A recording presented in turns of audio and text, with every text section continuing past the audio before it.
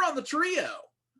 So what are some challenges maybe that the higher end leadership has? You know what? It's really getting people engaged.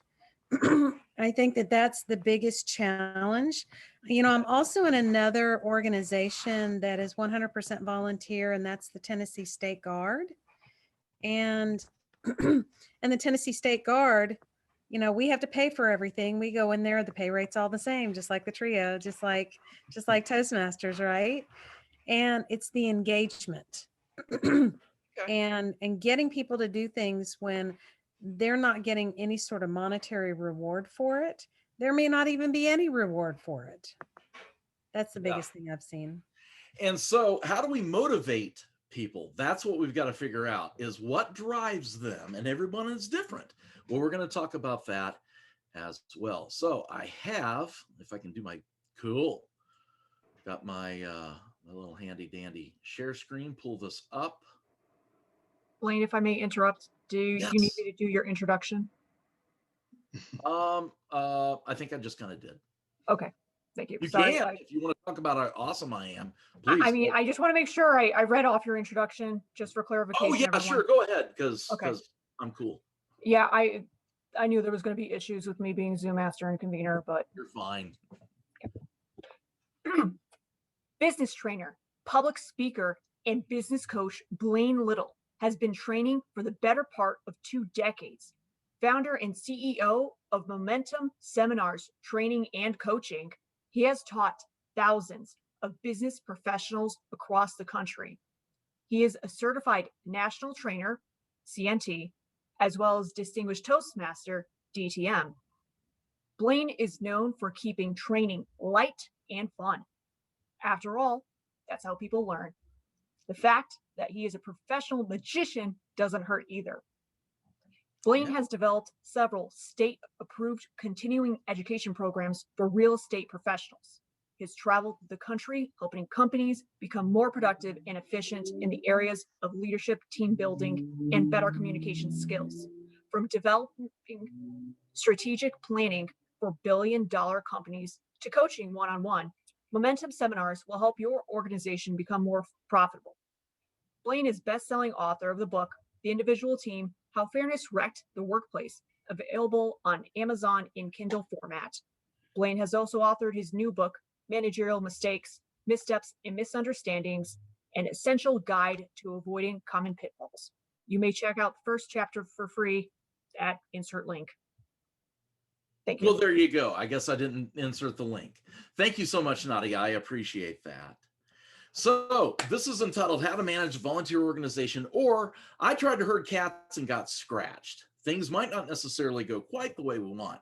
And I'm going to be going back and forth between the PowerPoint because I'm going to hit on some ideas, but then I definitely want to be more engaged with y'all. First thing I'm going to talk about is influence versus command. You're in a volunteer organization, and so you don't really have authority to do anything that's really outside of you. So you can ask people to help, but if you're a really good influencer, you can take lead.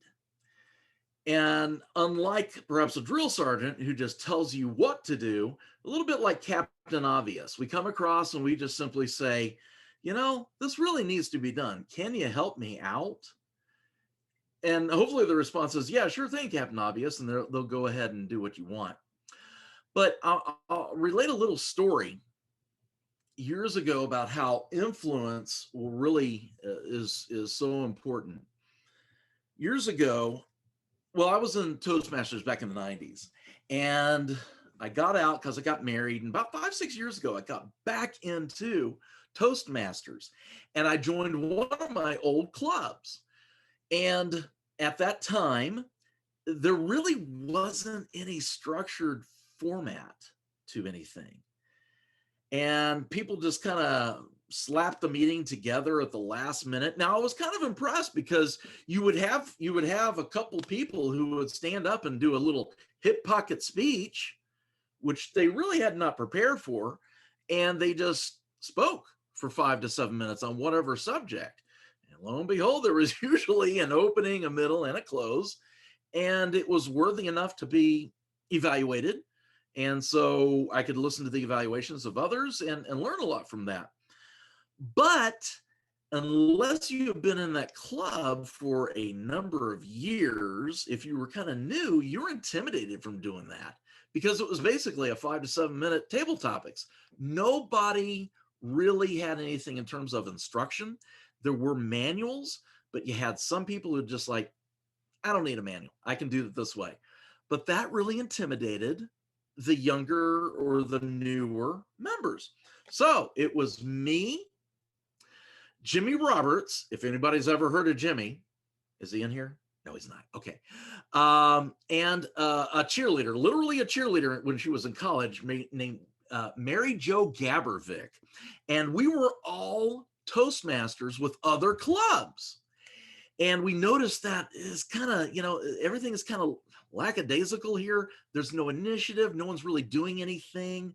It's just kind of the same 3 people who talk each week because nobody else, table topics was okay.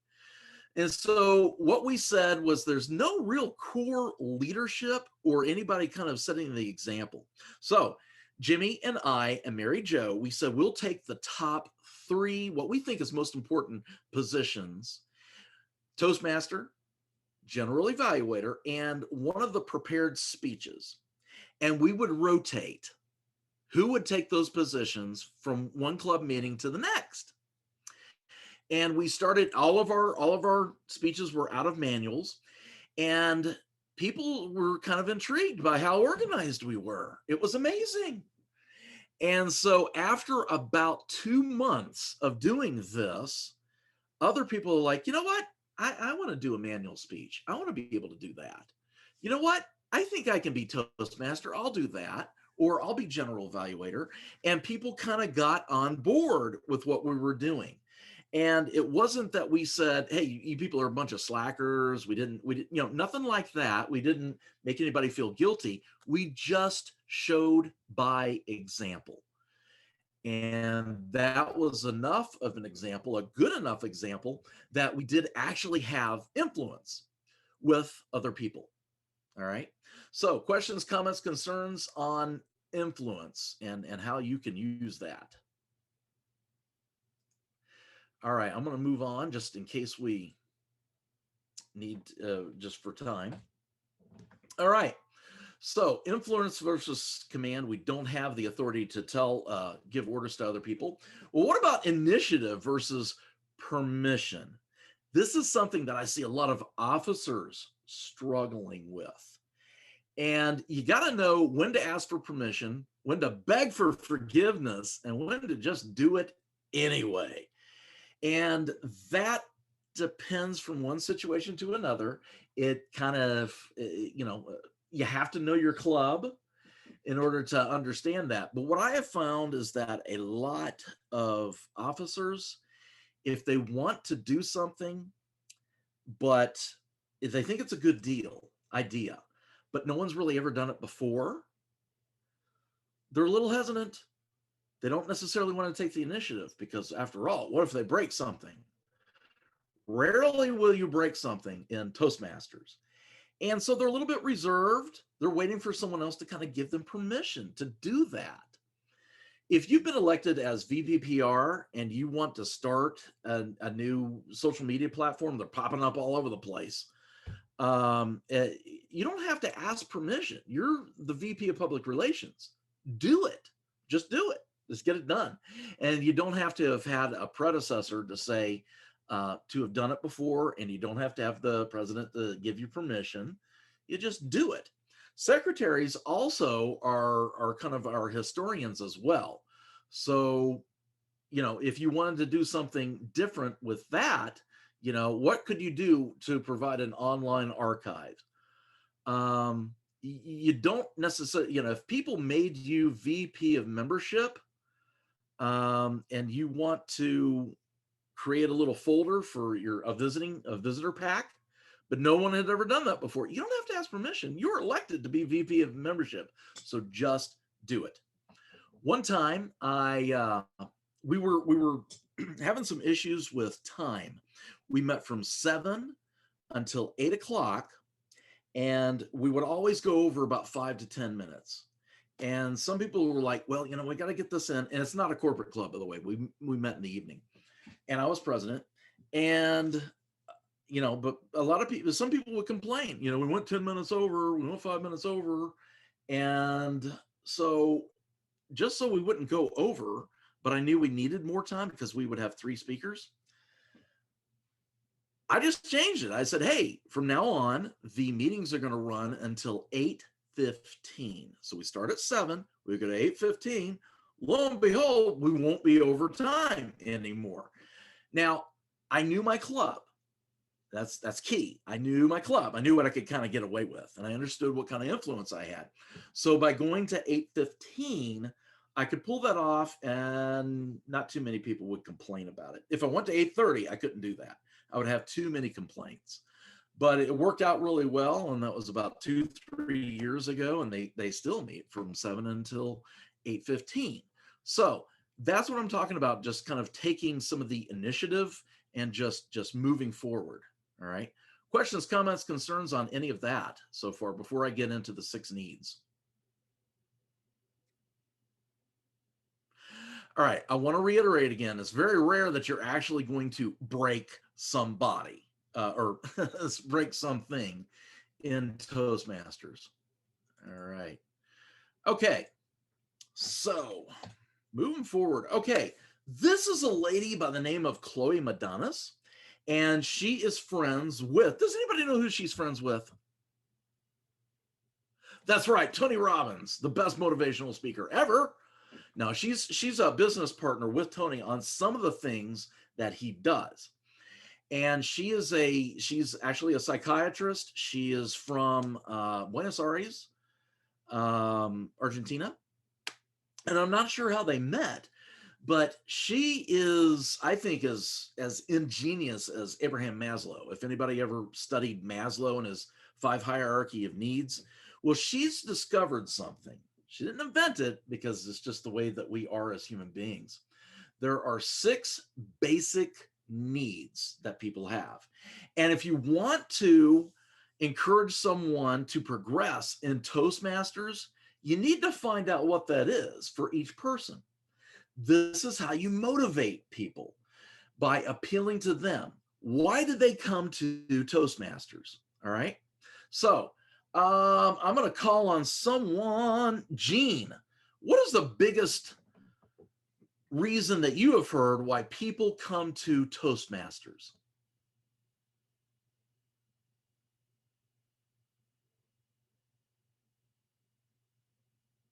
Oh, I don't see. You can just unmic. I don't see chat. Nadia, what's one of the biggest reasons why you've seen people come to Toastmasters? Why do they come to Toastmasters? I would say they want to be. Go ahead, John. Okay. Yeah. Yes. If somebody is invited to come to Toastmasters, I invite to improve the communication skills as well the leadership skills. And I did myself when I joined almost 4 years ago. Just when I was trying to improve my English communication, and also when I talk to some people, Okay. I tell them that, okay, please, can you join our club that you can improve your communication skills as well your leadership skills. Thank you. Yes, and that's probably the number one that we think of is, thank you, Jean, is for the, it's for public communication, public speaking. But there's other ones. Nadia, can you tell another reason why someone might join Toastmasters? Thank you, Blaine. I would say one reason that people want to become Toastmasters is they want to develop their leadership skills, especially with the introduction of pathways. Yeah, it's a great place to learn leadership skills. But we can talk about communication, interpersonal, mentoring, all this stuff. But if we peel back layers of the onion, there's something else going on. So Chloe Madonis discovered there's 6 basic needs that people have. Well, the first one is that of certainty. We can also call this security. All right.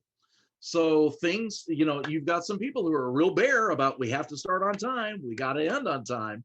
That's because certainty is really important to them, and that's a need. That's something that they need. Now, kind of opposite of that really is variety. Now, all of us need all 6 of these at different points in our life, but some people want variety. They don't want to hear the same speeches given over and over and over again.